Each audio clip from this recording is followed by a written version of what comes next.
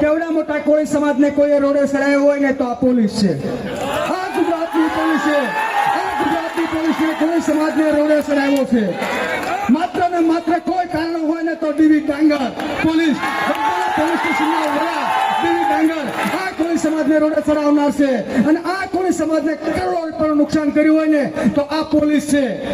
તમે અગાઉના કેસમાં પણ જોઈ લો કે મહિલા પોલીસને જેલ એન્ટ્રી કરાવે છે તો આ ડીવી ડાંગર ડિસમિસ કેમ નહીં? ડીવી ડાંગર કોના ઈશારે કામ કર્યું હતું?